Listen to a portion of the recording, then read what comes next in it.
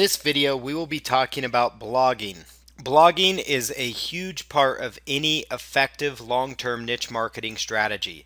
It enables you to build a global audience efficiently so you can reach the masses and get found, get additional traffic, and it's something you need to do if you want a good long-term strategy. It's going to take effort, but the payoff is huge.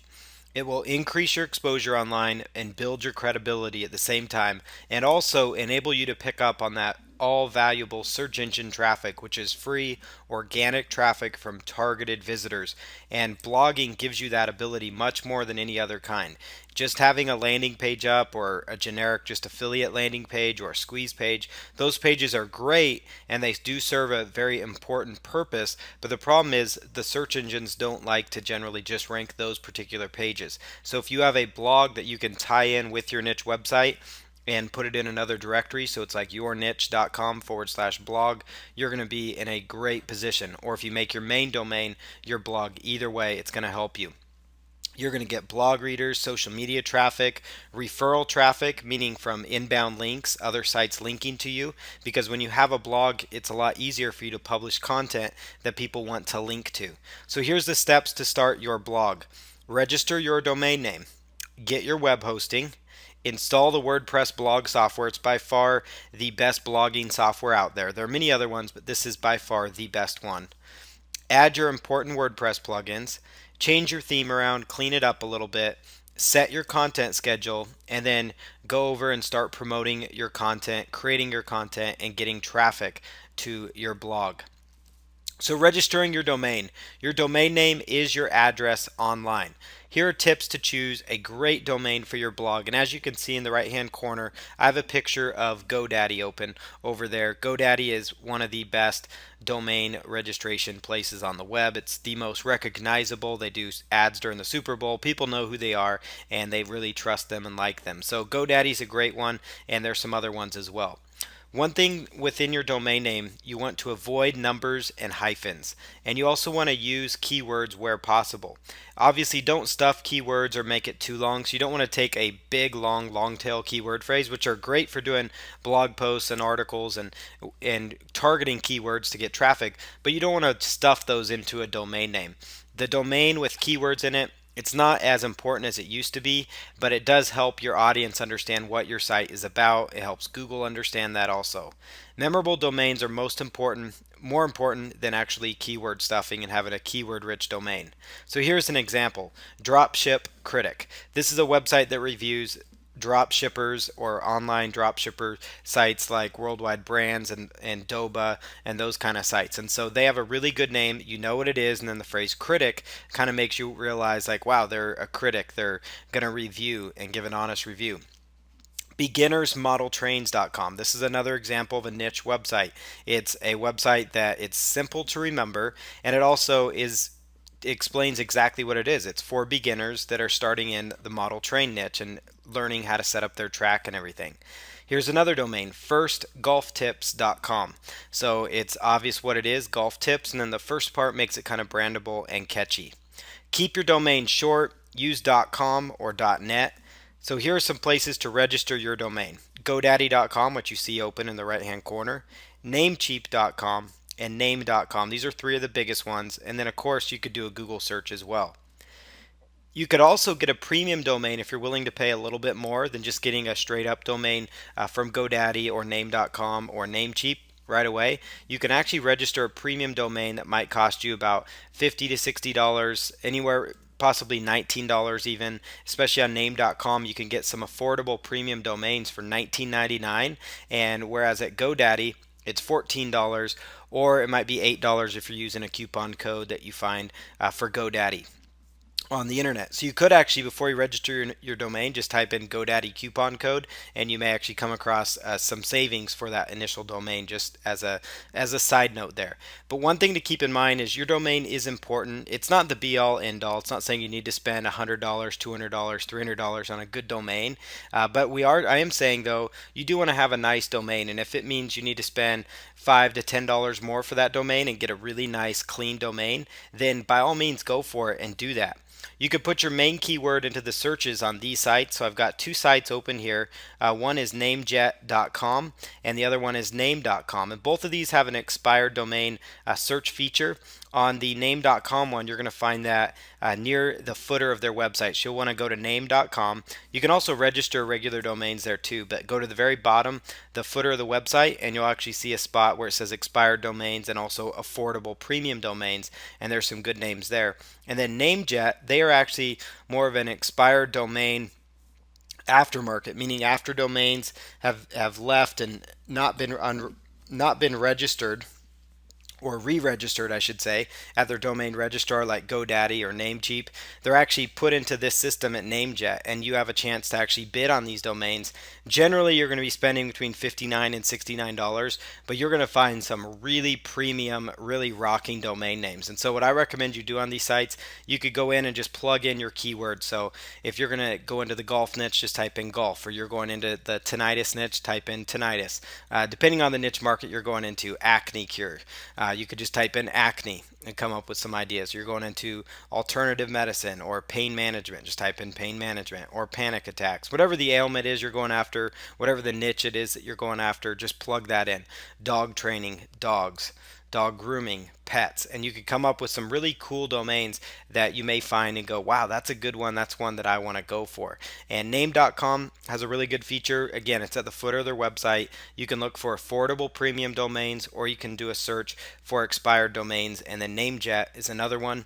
And then of course you could go to Google, type in expired domains, or also do a search for domain name aftermarkets to find other sites like these ones as well, so you can come up with some cool domains to choose from. You only need one domain, and I wouldn't spend way too much time because you don't want to be held back and trying to find that perfect domain, because like a lot of things, the perfect niche doesn't exist, the perfect domain doesn't exist, nor does the perfect design. Some people get caught up in that and they sit back, and it holds them back from making progress. So you need to just pick a domain, pick a good one, and go for it. Web hosting. So after you get your domain name, you need web hosting. Your web hosting company stores your blog online. So here are some tips to choosing a great web hosting company. You want to have them have 24/7, 365-day support, meaning if your website goes down in the evening or late at night, you want to be able to call somebody to find out what's going on. Most of the time, it's not an issue. 99.9% of the time, these kind of web hosts, the big ones especially, have a very good uptime with very little issues at all, and they're very prepared at at getting things efficiently and moving back online. You want to find web host companies that have an easy to use control panel, that also offer one-click script installs for WordPress, because that's going to make your life easy when you install and set up WordPress. Again, the 99.9% uptime guarantee, you're going to find that with most super quality web hosting companies. Here are some of the top ones. The first one is HostGator.com. The next one here is Bluehost. GoDaddy.com actually has some good hosting packages. They actually have one that's managed just for WordPress, and WordPress is what we advise you set up your blog on. And so if you go to GoDaddy and you could look up their pro managed WordPress hosting, they actually have WordPress specific hosting that you may want to consider. It's a new service they offer, and what it does is it actually scales up as your traffic increases. It will actually scale up and fit the demand that you have, so it's going to grow with you. It's a really cool service to check out. Another one similar to that that's got WordPress dedicated type hosting is WP Engine. That's another one that you could consider. So the next thing you want to do is install WordPress. So use the one-click software provided by your web host. So if you've gone with HostGator or you've gone with Bluehost, they have a one-click setup. If you are using HostGator, they have quick install. It used to be known as Fantastico within HostGator, and that is actually being slowly phased out, and it's now becoming quick install. So that's something to keep in mind and to take note of. If you are hosting on HostGator currently and you go into the cPanel, you're looking for something called quick install now and not Fantastico. If you are on Bluehost, Simple Scripts is a popular one that's used. Some other web hosting companies may use Simple Scripts as well. Both of these tools, what they do is you actually just log in there. When you're ready to set up and install WordPress, it's just a simple one-click template system. It's very easy to go through, and they make life super easy for you, and we'll guide you through that step. There's more than just one click, but they like to call it kind of one-click install, so you're not having to actually manually upload files. The managed WordPress hosting solutions like WP Engine and GoDaddy, they have other solutions for you as well. Another option for installing your WordPress site is to do the manual install. This is using the famous 5-minute installation that WordPress has become famous for. You could follow the instructions given by WordPress, and I'll show you exactly where those are so you know where they are, where the most up-to-date instructions are accessible to. You could literally have your site up and running in 5 minutes or less. In fact, if you follow through this tutorial, you could have your blog up within 10-15 minutes, and literally it's something you could do in a weekend and have your website up and running with your first content and starting to get things going in the right direction. Some people prefer a manual install for security reasons. So there's some people that say using tools like Quick Install, Fantastico when it used to be there, Simple Scripts, they say that it opens up your site to certain vulnerabilities. And that's something that, if you are worried about, you might want to consider doing the manual 5-minute install. And that way it kind of closes up all those loopholes if you do it yourself. So here's the process for doing the one-click install, or using the quick installation method. So you log into your HostGator, cPanel, or your Bluehost account, and if you're in Bluehost, you'll use something called Simple Scripts, but it's almost identical to what I'm going to show you. And you're just going to click on Quick Install. Again, you're no longer clicking on Fantastico Deluxe. Once you click on that, it's going to bring up a window that looks like what you see on the right-hand side there. You're going to go on the left hand side, it's going to list all the different software applications that you can install. There is a pile of different software applications that you can install, including like a web calendar, just all kinds of cool tools like a billing software, analytics software. So lots of cool programs that you could actually install and set up. So what you're going to do is just simply go and click on WordPress, and then it's going to bring up WordPress on the right hand side. You'll just click on continue. Next thing you want to do is install your WordPress. So you're going to choose to actually install which domain. So you use a drop down menu. If you have multiple domain names inside your hosting account, which if you're brand new then you won't have this, but if you do have multiple domains, you're just going to choose the exact domain that you want. Now if you already have your main domain already being used, like you have a sales page on it or some other piece of content like a landing page on your main URL, then what you would do is you would want to install this blog in the directory.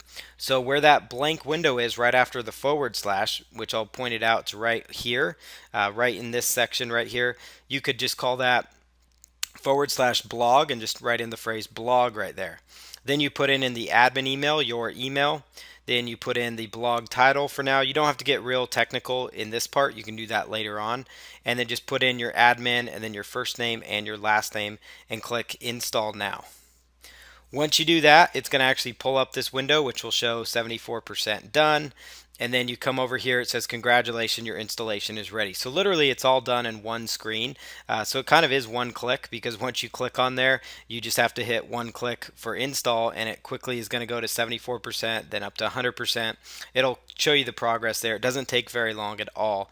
And then what you do is you'll be welcomed with, here's your URL with your admin panel. So that's how you're going to log in, your username, and then your password. They're going to give that to you here as well. So you could just plug that in and start moving forward. The next thing you want to see, once you log in, once you actually follow the steps here. So if we go back over here and we go in and we're ready to log in. So I'm just going to click on that button. Again, go to username, admin, and then just do, type in the password or copy and paste the password they gave me. Next thing you want to see is when you're logged in, go to plugins on the left hand side of your, this is what WordPress 4.0 works, the most up-to-date version of WordPress, and you're going to click on plugins, and you're going to notice that there's going to be something called the marketplace here. Now you can keep that, it's completely up to you, but it is something they seem to install with these quick installs. And so it's something that you may want to consider just removing. It's basically a shopping ground for WordPress plugins and themes that you can log in there and actually check them out. So what I do is I just go into my plugins and I click on deactivate, super easy, and then it will actually remove this marketplace listing. It does not show live on your website, but it's just something that if you don't want to look at it in the back end or be distracted by it, you could actually just deactivate it. The next thing you want to do is go through the steps of getting your content created. We'll cover that next, but first we're going to take a quick detour here for those people that actually want to install their WordPress site manually. So we're going to go back here, and this is for people that want to install WordPress manually. So what you do is you go to wordpress.org. Again, that's wordpress.org. wordpress.org, and go ahead and click on download WordPress. Download WordPress. And then it's gonna, once you click on that, you're gonna see some options there to actually download the entire package. It's gonna do a zip file onto your computer. And what they've given you here now is a famous 5-minute installation. So you can actually click on a link in there and actually follow through this process that they give you. You could find YouTube videos on this subject as well. It's a very popular routine. It's something that you can easily follow. So you download and unzip the package that you received. You create a database inside your web host, and then you go through the on-screen instructions to install it manually. That's why the quick install is the preferred method. That's what I mainly wanted to show you in this training.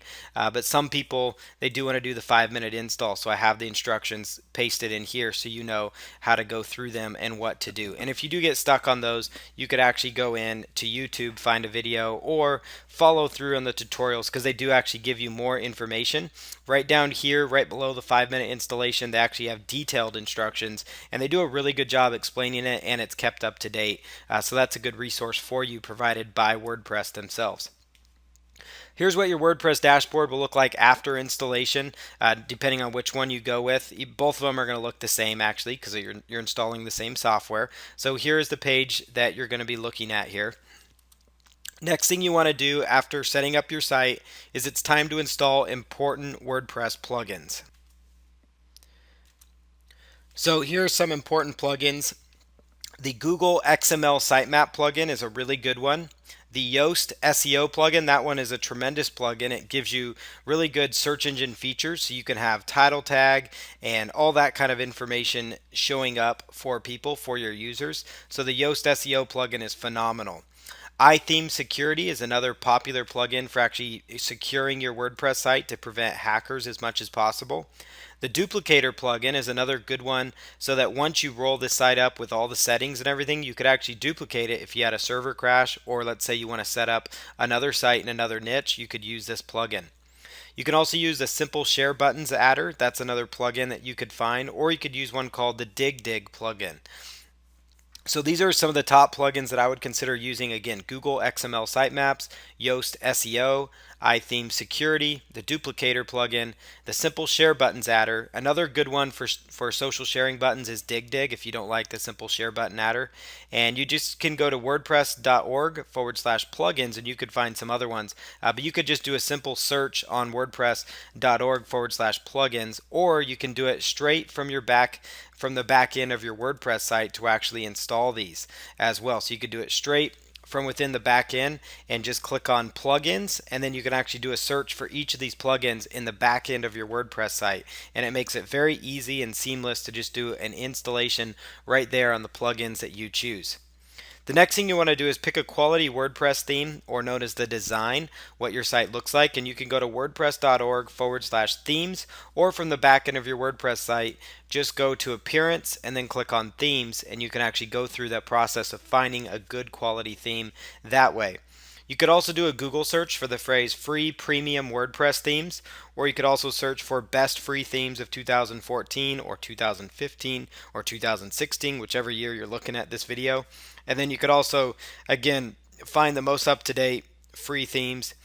And the reason you want to search for premium WordPress themes and put the word free in front of it is because you want to make sure you find the free themes that are out there that you're not going to have to pay for.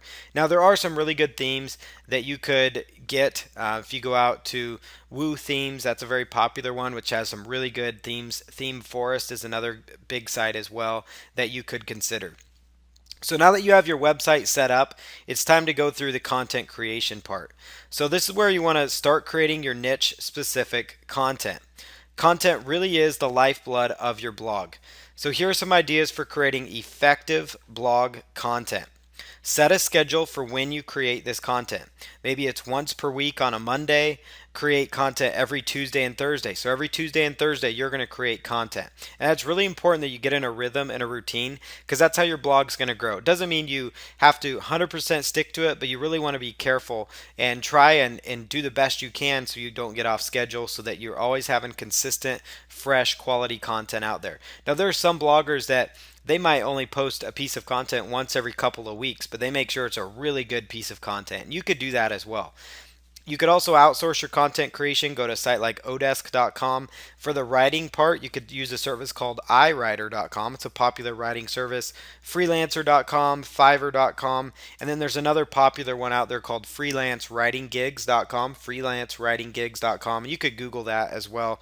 But freelancer.com, iWriter, Fiverr, and Odesk are all great places to get content created. You want to make sure it's super high quality writing that is going to be, is written in the language of whatever language your blog is going to be in, that it's super good quality blog content. Here's some ideas for creating effective blog content.